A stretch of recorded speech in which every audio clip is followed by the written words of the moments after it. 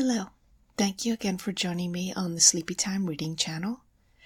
Today I wanted to try to add something a little different into the mix, and we'll see how it goes and whether y'all like it. And if you like it and I enjoy reading it, then we'll keep on doing it. So I subscribed to the New York Times this year, and one of the things that comes with a subscription is access to all of the old issues of the paper.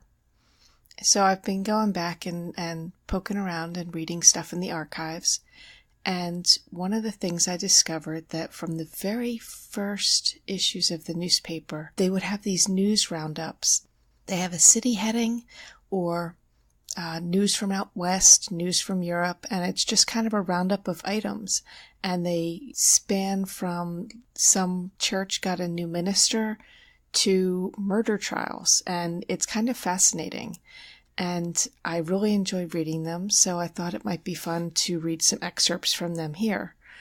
So I thought I'd start out with September 18th, 1851, which is the very first day that the New York Times was published. And this is the New York City News Roundup. And it's not going to be the entire thing. I'm going to pick the most interesting highlights from it. So here we go. New York Times, New York City News, September 18th, 1851. The weather was the theme upon which we hinged an item for our morning edition, but we have been forced to forego the infliction of it upon the public by the proceedings of the Boston Jubilee, which our special correspondent has forwarded us. Never mind, the President cannot always be lionizing through the country, and as soon as he returns home, we shall endeavor to do this important subject full justice. Death of a Baptist missionary. We regret to announce the death of Reverend William T. Biddle of this city, who departed this life yesterday morning at the house of Reverend John Dowling, D.D., where he was making a temporary home in anticipation of his early departure for his field of labor in Burma, at or near the station lately occupied by Reverend Dr. Judson. The intelligence of Mr. Biddle's death will be received with great regret by a wide circle of friends who were looking forward to his future career with large hopes, warranted by the honor with which he acquitted himself at Hamilton University, where he had just graduated. He was married but a few weeks since, and in a few days was to have sailed for his future home in India. The funeral exercises were held at the Berrien Baptist Church, corner of Bedford and Downing Streets, and were attended by a large and deeply affected audience. The body is to be taken this morning to Brookfield, Connecticut, the residence of his father, Reverend M. Biddle, where closing exercises will be held previous to interment. Execution of the two condemned murderers. Between the hours of 10 and 11 o'clock tomorrow morning, Aaron Stuckey and Henry Carnell, the Frenchmen, are to undergo the penalty of death for the murder of two fellow beings. Yesterday afternoon, each culprit seemed greatly troubled in mind, and they appeared to dread the awful fate that awaits them. The gallows will be erected in the city prison yard this afternoon by direction of Sheriff Carnley, who we understand will hang the culprits simultaneously. The evidence of guilt was clearly proved against these murderers at the time of their trials, and, if any, very brief confessions will be made respecting their perpetrating the horrible deeds for which they are to suffer the extreme penalty of the law. Fire in Hudson Street. At an early hour on Tuesday evening, a fire was discovered in the upper part of a dwelling house at number 159 Hudson Street, occupied by Stewart F. Randolph, Esquire, which originated from the soot in the chimney taking fire, and before it could be put out, the chimney burst and set fire to the woodwork of the attic rooms. Hose Company No. 24 and other companies of the fire department were promptly on the ground, but before they could arrest the progress of the flames, the building was inundated with water, which damaged the furniture about $500. Run over by an ice cart. Yesterday afternoon about 3 o'clock, a young man by the name of George Fuller was thrown from an ice cart into Spring Street, the wheels of which passed over his body and severely injured him. Captain Turnbull of the 8th Patrol District had the injured man conveyed to the New York hospital, where he received medical aid. Disturbance between rival blacksmiths. For some weeks past, a feeling of jealousy has existed between a number of workmen, employed in the smith shop of Messrs. Marshall and Townsend, stage proprietors and others in the employ of the Sixth Avenue Omnibus line, whom the former parties charged with waylaying them in the night time for no good purpose. On Tuesday night, several of these rival mechanics met at the corner of 7th Avenue and 22nd Street, and angry words passed, which no doubt would have resulted in a desperate and fearful conflict, had not a posse of the 10th Ward Police reached the scene of the disturbance in a few minutes after the gangs had assembled. 3 of the workmen employed by Messrs. M and T, named John Green, Bernard Daly, and John Davy, made complaints against 7 of their opponents, by the names of Bernard Matthews, Henry Malloy, Martin Kehoe, Patrick McCourt, John Matthews, Hugh Matthews, and Dennis Broderick, all of whom were immediately arrested, conveyed before Justice Blakely, and committed to prison upon charges of assaults with intent to kill. The latter prisoner was armed with 2 large knives and a deadly weapon known as a slung-shot, and he was accordingly committed for felony. Steamers. The Marion, Captain Barry, arrived from Charleston yesterday morning.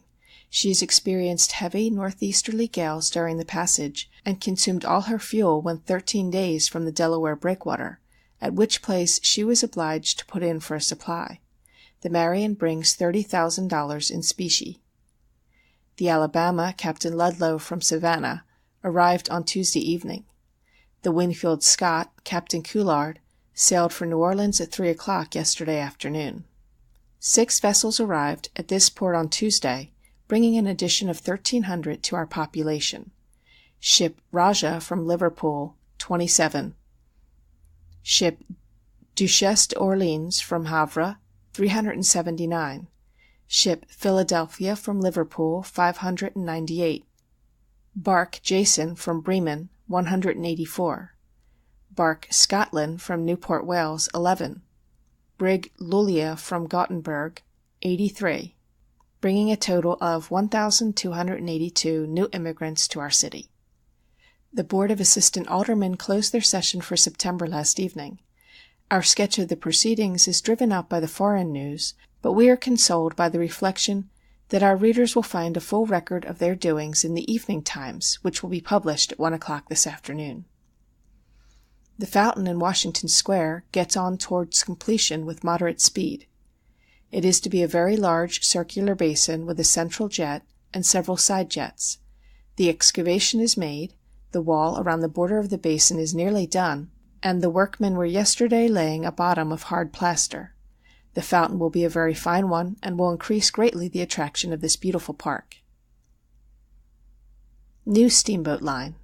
The staunch little steamer, the Sea Burnett, has been placed in the East River to run between this city and Flushing, touching at Astoria and Strattonport, by Mr. Flammer, the enterprising proprietor of the latter village.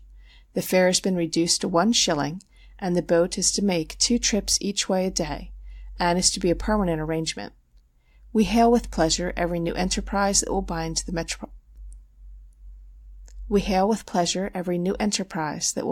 metropolis and the quiet and beautiful rural districts in closer contact.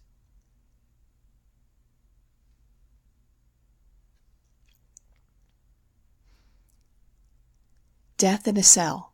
At a late hour on Tuesday night, Policeman Coulter of the 4th Patrol District found an unknown female, aged 35 years, lying in Madison Street, laboring under the effects of delirium tremens, and apparently lifeless.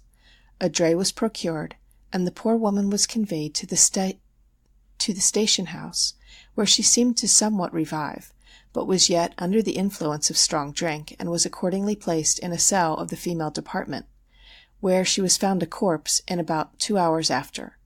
Yesterday morning the coroner held an inquest on the remains, and the jury rendered a verdict of death by an apoplectic fit. Death from convulsions. The coroner held an inquest yesterday at the Bellevue Hospital upon the body of a young woman named Sarah Carr, born in New York and aged 21 years, who, it appears, was admitted into the above institution on the 15th inst. With a fit of convulsions, and after lingering a few hours died from the effects of the same. A verdict was rendered in accordance with the foregoing facts. A bloomer costume made its appearance in 6th Avenue day before yesterday. A crowd of conservatives manifested their hostility at this progressive movement by derision. New ideas are compelled to wage fierce battle in this world before they obtain recognition and favor. 2 bloomers appeared in Broadway and 2 in Washington Square yesterday. It has been stated that Senator Douglas was too ill to fulfill his engagement to deliver the oration at the State Fair. We understand that he is so far recovered from his indisposition that he left for Rochester last evening. False alarm. The hall bell rang an alarm at 9 o'clock last evening for the 6th District, but our item gatherer failed to discover the first spark of a fire. Woman poisoned. Coroner Geer was called yesterday to hold an inquest on the body of a married woman by the name of Mrs. Eliza Knecht, lying dead at her late residence, No. 204 7th Street. No. 204 7th Street. A jury was impaneled, and the first witness sworn was Mr. Leonard Smith, a resident of the same house, who deposed that deceased had been married about 9 months, and that the husband only lived with her for the first 4 weeks after they were united, since which time he had been absent until Sunday afternoon last at 4 o'clock, when he called upon his wife and remained with her during the night. He then states that she was seized with violent pains and cramps at 11 o'clock that Sunday night, and was in great distress. Her husband remained with her till Tuesday morning, and then left, at which time she was apparently beyond all hopes of recovery, and continued to labor under severe convulsions. Dr. Rupenrecht, residing at No. 21 Avenue B, was next called and deposed in substance as follows. I was called on Tuesday morning to visit deceased, and was informed that she was on the eve of confinement, but upon examination found no symptoms of that nature exhibited themselves, but discovered that she was laboring under severe and repeated convulsions, and all efforts to save her life proved of no avail, and she died at 5:30 o'clock on Tuesday evening. I then made a post-mortem examination, and found the stomach in a high state of inflammation, and all her internal organs exhibiting signs of poison. The medical gentleman then closed his testimony by saying that it was his opinion that the deceased came to her death by taking some corrosive poison in a fluid state, and there being no further evidence adduced to the jury,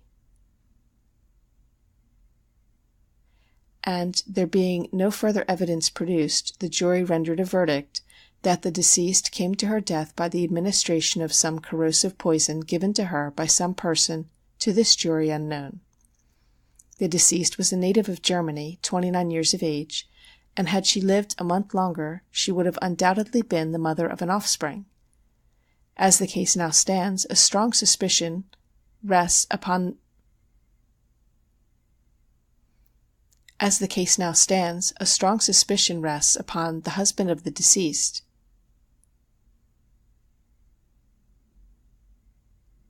and we trust authorities will cause a diligent search to be instituted for him, or any person who may be suspected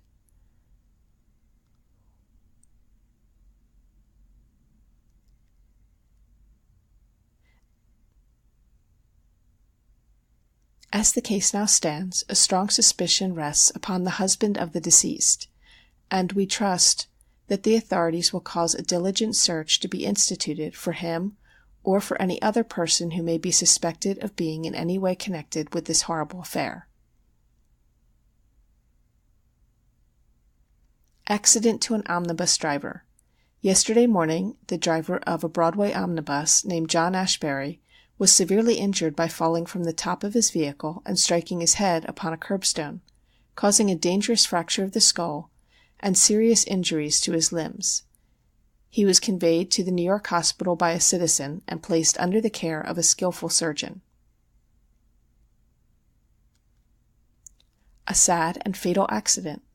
About 8 o'clock yesterday morning, a bricklayer named Patrick Halligan, residing at No. 27 West 11th Street, met with a sad and fatal accident while at work upon the 4th story of a new brick building.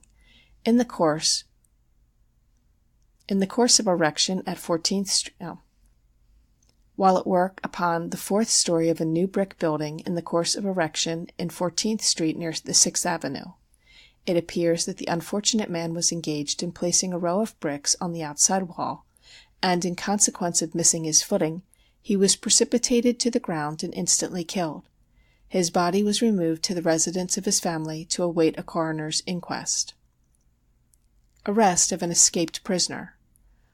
On the 29th of July last, a man by the name of William Clark made his escape from a cell at the city prison, where he was confined upon a charge of grand larceny in selling a gold watch and several chains from a jewelry store at No. 4 Maiden Lane, for which he was subsequently indicted. Where he was confined upon a charge of grand larceny in stealing a gold watch and several chains from a jewelry store at No. 4 Maiden Lane, for which he was subsequently indicted. Nothing was heard of the accused until yesterday, when a telegraphic dispatch was received from the Chief of Police at New Orleans, Louisiana, by Mr. William Edmonds, the efficient keeper of the prison at Center Street, which conveyed the intelligence of Clark's arrest in that city. Mr. Edmonds immediately telegraphed to the authorities of New Orleans, requesting them to detain Clark in custody until such time as a requisition could be obtained from Governor Hunt and forwarded to them by one of our police officers, who will bring him back to this city. Fire in Spring Street. At 12:30 yesterday afternoon, a fire was discovered in the cabinet shop of Mr. George Boyd at No. 151 Spring Street, which originated from a quantity of sparks that were blown from an adjoining blacksmith's shop. The firemen were promptly on the ground, and the fire was speedily extinguished before any material damage was sustained.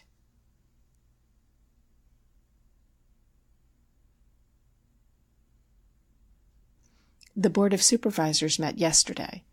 Mr. Delamater of the 15th Ward in the chair. 11 members were present, but neither the mayor nor the recorder.